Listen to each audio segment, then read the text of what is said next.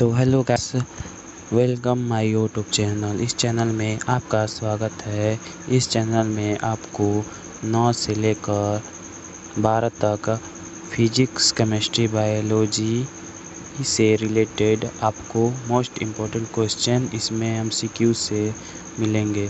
हर entrance exam के लिए मिलेंगे, जैसे बीएससी नर्सिंग, एम्स पे पैरामेडिकल, डी फार्मेसी, पॉलिटेक्निक। हर एंट्रेंस एग्ज़ाम के लिए जितने भी एग्ज़ाम में 9th, 10th, 11th और 12th से पूछे जाने वाले एमसीक्यू होते हैं, सब इस चैनल पर मिलेंगे।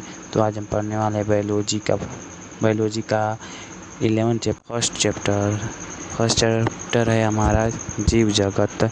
इसमें हम पढ़ने वाले हैं 20 इम्पोर्टेंट एमसीक्यूज क्वेश्चन, और भी इससे रिलेटेड आपको अगले वीडियो में मिलेंगे। तो आज हम पढ़ने वाले हैं इस पर जीव जगत, लिविंग वर्ल्ड पर आधारित कुछ बेसिक एमसीक्यू ऑब्जेक्टिव क्वेश्चन दिए गए हैं, जो प्रतियोगी परीक्षाओं और स्कूल के छात्रों के लिए उपयोग हो सकते हैं।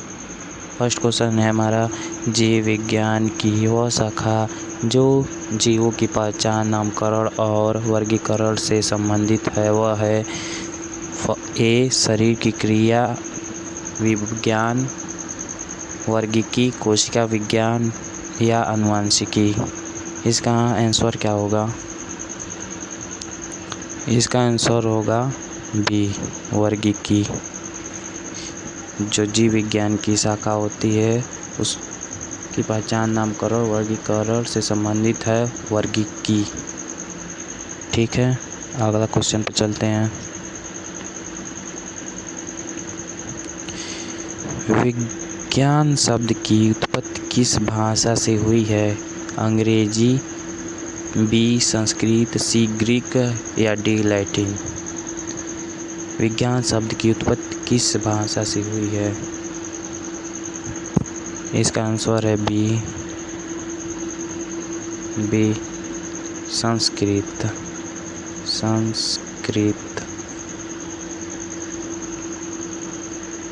ठीक है, अगले क्वेश्चन पर चलते हैं।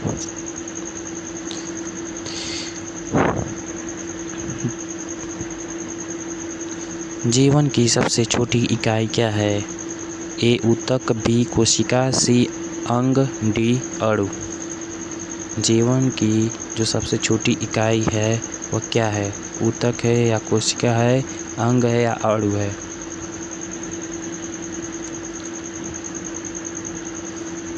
जीवन की जो सबसे छोटी इकाई क्या है? वह है कोशिका। क्या है? कोशिका।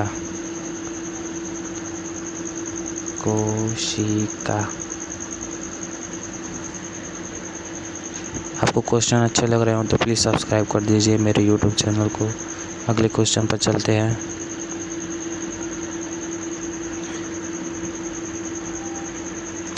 पादप जंतु वर्गीकरण प्रणाली की शुरुआत किस वैज्ञानिक ने की थी? पादप जंतु वर्गीकरण प्रणाली की शुरुआत किस वैज्ञानिक ने की थी? इसका ऑप्शन पर आ जाते हैं हम। ए डार्विन, बी लिनियस, सी मेंडल, डी अरस्तु। बताइए क्या होगा?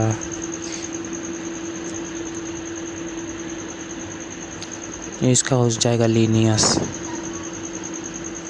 इसका हो जाएगा क्या? लिनियस।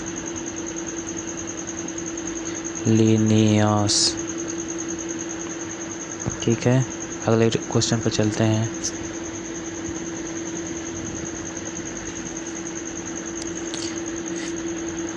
बाइनामियल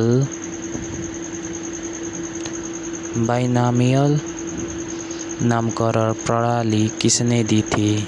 बाइनामियल नामकरण प्रणाली किसने दी थी? ए जानरे, बी लैमार्क, सी लिनियस या डी डार्विन।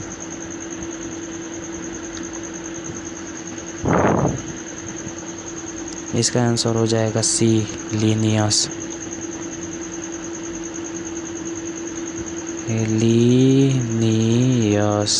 लिनियस। इसका आंसर हो जाएगा लीनियस। ठीक है, अगले क्वेश्चन पर चलते हैं। छठा क्वेश्चन है हमारा, विज्ञान की वह शाखा जिसमें जीवों के आपसी संबंधों का अध्ययन किया जाता है। जो विज्ञान की शाखा होती है,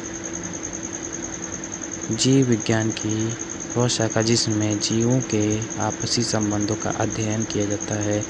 ए पारिस्थितिकी, बी शरीर की विज्ञान, सी आनुवंशिकी या डी कोशिका विभाजन। इसका आंसर हो जाएगा ए पारिस्थितिकी। अगले क्वेश्चन पे चलते हैं। पादपों में भोजन निर्माण की क्रिया को क्या कहते हैं? ए श्वसन, बी प्रकाश संश्लेषण, सी परिवहन, डी परासरण। तो इसका आंसर हो जाएगा बी प्रकाश संश्लेषण। पादपों में भोजन निर्माण की क्रिया को क्या कहते हैं? प्रकाश संश्लेषण, प्रकाश से उत्पन्न। आठवां क्वेश्चन है हमारा, जीव विज्ञान की इकाई क्या है? जो होती है जीव विज्ञान की इकाई क्या है? ए ऊतक, बी कोशिका, सी अंग या डी जीव। इसका है आंसर कोशिका। अगले क्वेश्चन पे चलते हैं। जीवन के लक्षणों में कौन सा शामिल नहीं है? ए वृद्धि, बी प्रजनन, सी मृत्यु, डी वाष्पीकरण।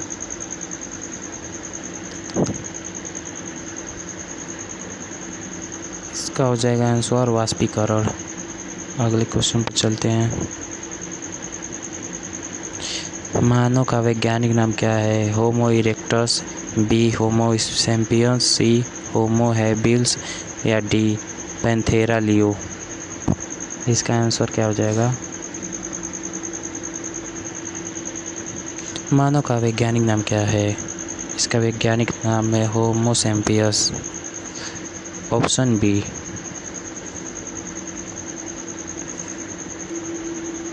जीव जगत शब्द का तात्पर्य है जड़ वस्तुएं, सभी सजीव वस्तुएं, केवल जानवर।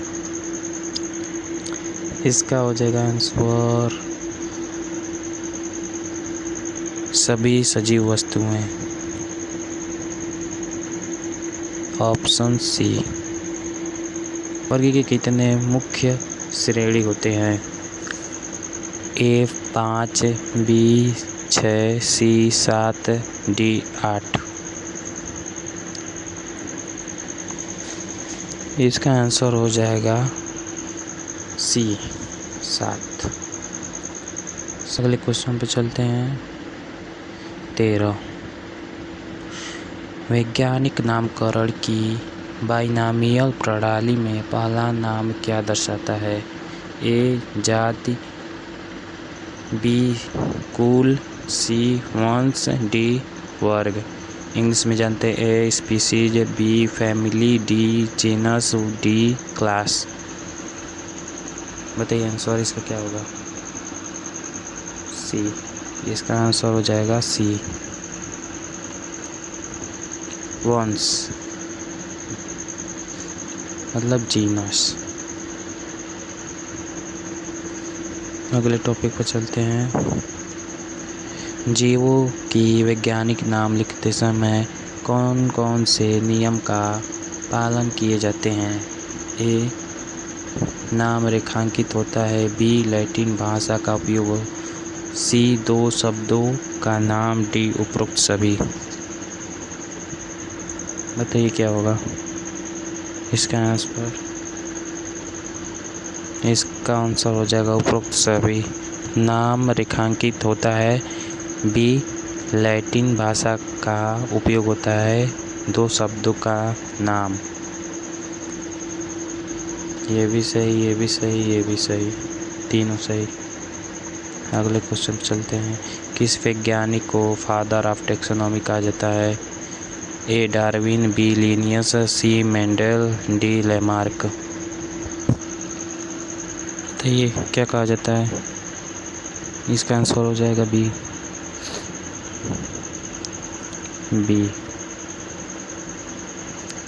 लिनियस। अगले क्वेश्चन पर चलते हैं। ये इम्पोर्टेंट क्वेश्चन है, very important question.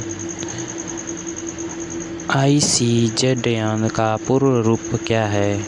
International code of zoological nomenclature, या B Indian code of zoological nomenclature, या C international classification of zoology and nature, या D international classification zone of nature. बताइए इसका आंसर क्या होगा, इसका फुल फॉर्म क्या होगा? इसका हो जाएगा full form international code of zoological nomenclature. Option A सही जवाब। जीवित प्राणी को गैर जीवित वस्तु से कैसे अलग किया जा सकता है?